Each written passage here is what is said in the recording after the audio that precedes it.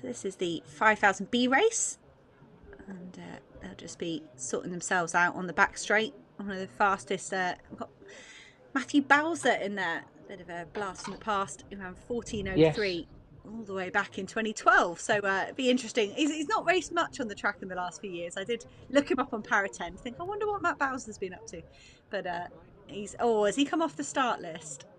Oh no, we won't know what Matt Bowser's up to, judging on You that prepared up to all date those start stats on list. him, hadn't you? I know. He should have 241. No, he's not there. But we have got Michael Salter. He's there on the inside. Dean Cooper Cunningham as well. He was an interesting athlete. He's actually based at Copenhagen University. He's a professor of international relations, and he's all the way on the inside. Yeah, I tried Googling him, tried paratenning him, and his university profile came up instead. It's 239 there. He's fresh off a new personal best of 14:49, which could be competitive in this field. You know you're a serious athlete if you can match the colour of your socks to the colour of your spikes. That's not just thrown together, that outfit, is it? Pink spikes, pink socks. That's Phil Robertson. Yeah, but he's totally ruined it with those shorts, hasn't he? You know, it's just yes. How could you find such closely matched socks and shoes and then just... I was only the back of his shorts, to be fair. He might not realise. Yeah. They've got two pacemakers down there, Robert Schmeich and a Alex full Edgar. start. Oh, a full start! What a collector's item, a 5,000 metre full start. Wonder if we'll get a replay of that. I wonder if there'll be a card issued. 5,000 metre full start. In the B race, nonetheless. Very important to get out quick. Here we go. Who was it? All of them. Yeah, I think it was everybody. Terence Forden is the Highgate Harrier there. I'm gonna lay blame on Finley Prophet, the red vest, University of Birmingham. He was way ahead of everybody, and he's just run an 800 metre personal best. Perhaps forgot that he's in a 5k where he can just relax. Well, I noticed. There we go. Well done, guys. You need to speak to him because he's doing a left arm and left leg forward there for it on the line. You need to speak to him about alternate legs, left, right. Yeah. It's the curse of the endurance runner, not really knowing what they're doing. Samuel Gebrselassie of Belgrave, that was another athlete I was going to pick out, and he's picked himself out by being the only athlete to really go with the pace at the moment in the white vest there, with 251 on his chest in a personal best at Wimbledon on the 5th of August, so not all that long ago, 14:08. So if he's recovered okay from that, he's got a right to be named as the favourite here in the B race, and probably a right to say, you should have put me in the A race. 14:08 would be competitive in the A race. That's coming up towards the end of the programme this evening. And Gebrselassie of Belgrade, an athlete leading the races at the moment, and they're spread out down the track. Very spread out. You've got to trust the pacemaker on this because he's got longer to settle in. But look how single file they are. I mean, that's a big gap. 66 was it, or thereabouts? And he was asked to do 67. So there's nothing wrong with the pacemaking. There's just a little bit of cautiousness a bit further back. Oh, and there's Jeff and myself do subscribe to the European Athletics High Performance webinar series, which is a very niche thing if you're into your athletics. But they did some work on, there was one research presented on that platform to do with the mental fatigue of pace. You're better off, you are genuinely better off behind someone relaxing, and that there is real research into that, and it's a fine line between overcommitting and you do end up slowing down and sort of costing yourself time that way. But if you can get yourself slotted in and you can have help, that is going to help you get a faster time overall and run better in the race. It's not all about sort of running in isolation and being a robot. You do need that help as well. So there's only really Christopher Fielding and Samuel Gebrselassie that have committed to this pace. And then it's left Milan Campion on his own. He's not run many track races, many 5Ks so far. He's been doing more steeplechasers, Campion. So he's kind of on his own at the moment. And that group behind, they might be making the right choice for them. At least they're together. But Campion might just choose to move back and join the others. Well, it's two pacemakers in here. So it's Robert Schmeich and Alex Edgar who'll be taking over one from the other at a certain point. So there's actually only two athletes who've gone with it, as you say, and then a big gap back to 247. That's Milan Campion, who's effectively having to lead a race within a race. Not to give away too many sort of coaching secrets, Hannah, but I'm sure Luke and yourself may be similar. I've got 2 athletes at this meeting, and standard BMC advice is run third. Run third, then you're getting the benefit of the pacemaking, but you don't have to make that decision when the pacemaker drops out. And it's like, it holds up quite well. So have a think about that one if you're running BMC next year. Run third. You're close enough to the action to be getting the benefit of the pacemaking, but you're not the one isolated and exposed when the pacemaker steps off suddenly. And that's the decision Christopher Fielding's made at the moment, and it's one that it is good at the moment. You have to wait and see. You say the pacemakers, Robert Smike and Alex Edeker, are still there, but Gabriel Selassie starts to struggle. At what point do you move yourself up into that first position of the races to make the most out of the pacemaker that's available to you? It was a great 250 first kilometre from the pacemakers. They're down to just the one pacemaker now, but 250, that's 14:10 pace. That'd be very good. Samuel Gabriel Selassie will be on pace for his 14:08 personal best he's already done this season. Christopher Fielding has got a personal best listed of 14:45. He set that coming third at the Northern Irish Championships. So he's operating way underneath that at the moment. Maybe he's done something on the roads that I missed.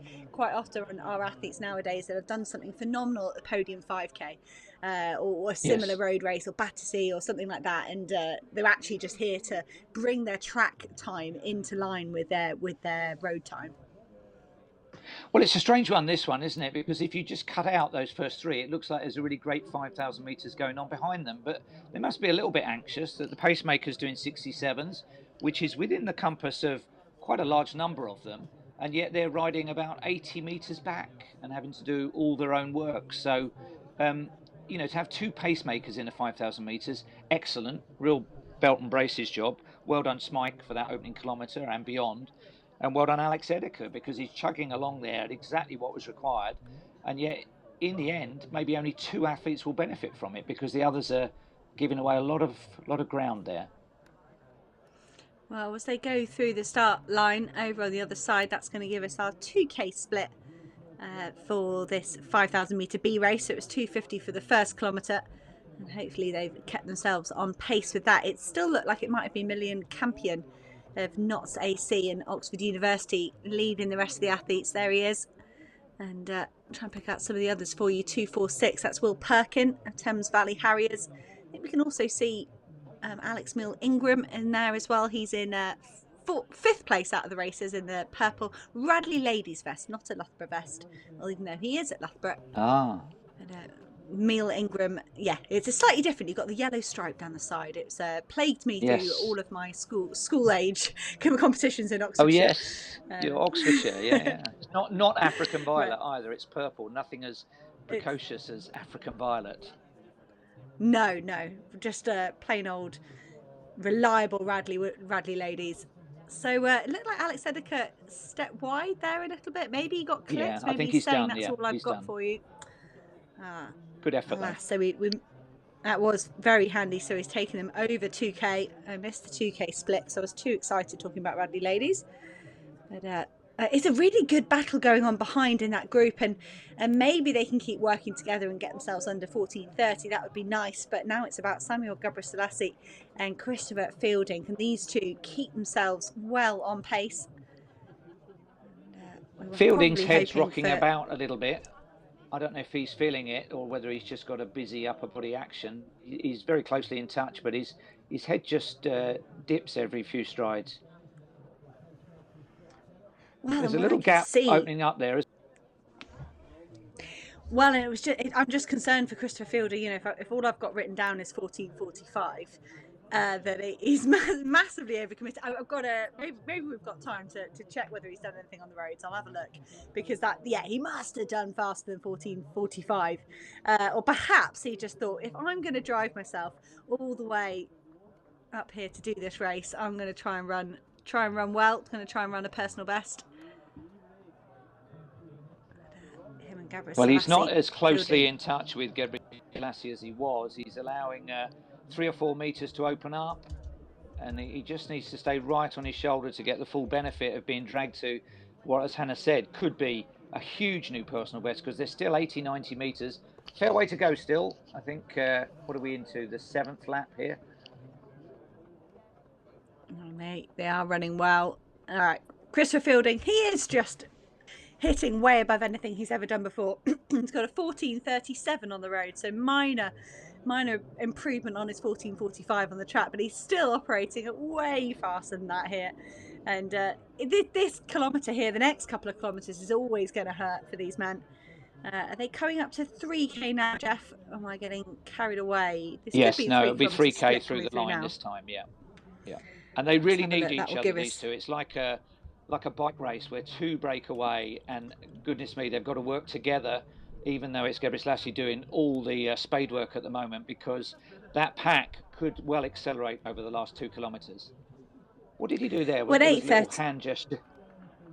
I think he's asking Christopher Fielding to come and help, and Christopher Fielding, I mean, what do you do at this point in the race? You're operating at personal best pace. You're right on your limit. You want to help. You want to be a team player, but if you're really struggling, it could be hard to do so. So it's still Milan Campion leading that pack behind. We've got Michael Salter down there as well, working well with, I think it might have been Tim Raines, perhaps. These athletes, Phil Robertson, they're still working well. There goes Christopher Fielding. Ooh. So was it the opposite, unexpectedly, Jeff? Was he just relaxing? Yeah. Gebrselassie, I think, wanted help, and the response has been a surge. He's still back on touch. I think they're both okay. I don't know about you, but in a 5,000 metre race, you can't chat much. He might have said, take a turn, and perhaps got a grunt in reply or something like that. You can't really converse that much. Oh, Christopher Fielding, that was a good move. So it was 8:33 through 3 kilometres for these two. So they're running well, still on for around about 14:15, maybe a tiny bit faster. If they can work together and lift their pace, then we're really looking at something certainly under 14:15, and huge personal best for Christopher Fielding, something very respectable again for Samuel Gebrselassie. It's Dean Cooper Cunningham is the athlete in 4th place there behind Milan Campion.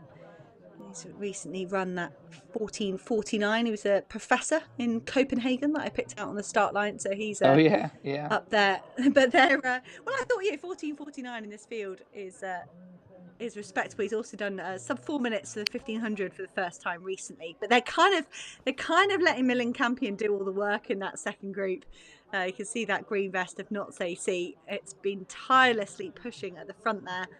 And back with the leaders, it's Samuel Gebrselassie who's gone back into the lead. So that was just a lap from Christopher Fielding. Yeah. I think the conversation may have been, let's take a lap each, and an agreement on that. But look, they are closing slightly behind. That gap that was out near 100 metres, they're just started imperceptibly to bring them back in. So they can't work together too cosily because there's a race to be won here. Well, we will be coming up on the 4k split now. So if they're 8:33 through 3k, might be able to figure out whether Gebrselassie and Fielding are slowing ever so slightly, and how those men are doing behind. And that group is fragmented a little bit. You can see that Will Perkins dropped off the back of that group, as has Alex Mule Ingram. So there's just a chase pack of 4 now, really being pushed on by Milan Campion. So that's 4k, 11:33. So that's 11:34. That was a 3-minute kilometre from Chris Fielding and Samuel Gebrselassie. So they have really struggled in the 4th kilometre, and that's a tough point in 5,000 metre running, and that's almost a reaction there from Christopher Fielding for me. He's pushed on because they're just losing time, those two.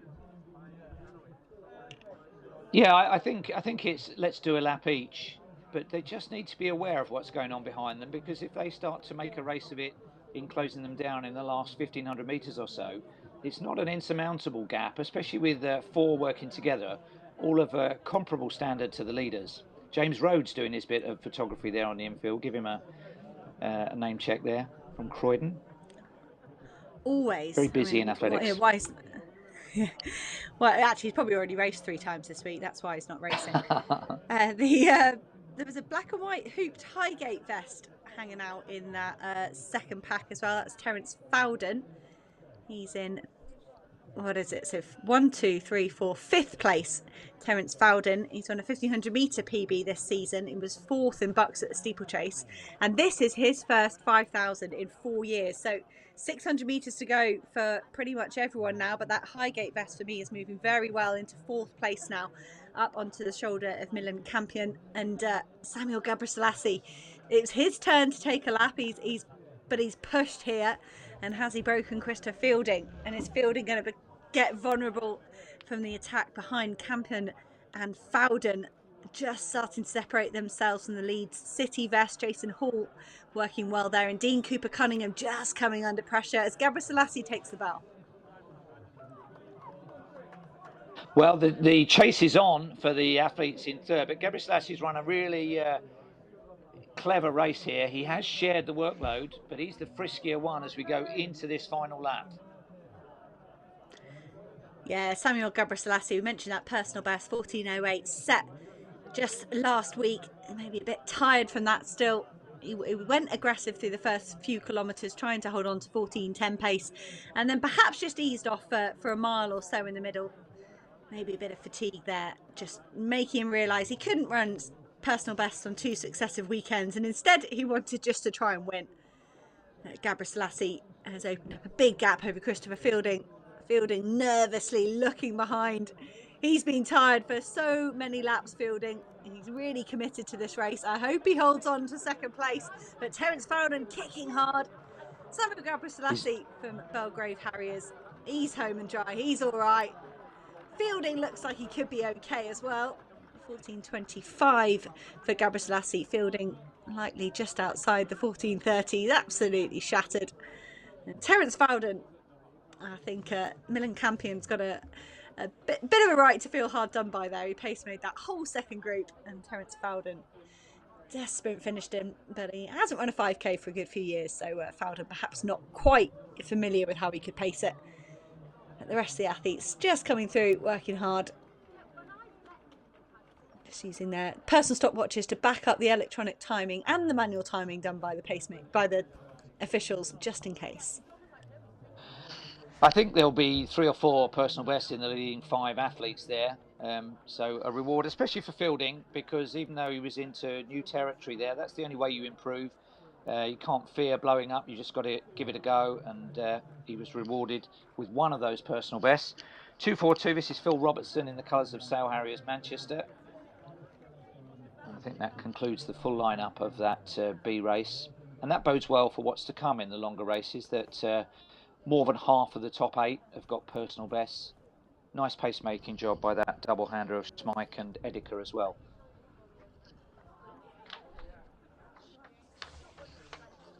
And Gabriselassie, he's certainly had plenty left in the tank here. And content just to take the win. And let's hope he's got a few races left in the season. Maybe a road 5k as well might be a bit of fun if you're in shape. And Christopher Fielding backing up his bronze medal at the Northern Ireland Championships with a personal best here in Trafford. And, Terence Fowden, his first 5k in 4 years, and ran it a really positive way. That's what you want to see. You want to see athletes finishing fast in that final kilometre and progressing well. You want to be at least maintaining pace, if not increasing in that last 800. That's going to feel really good and fun. That was certainly achieved by Terence Fowden.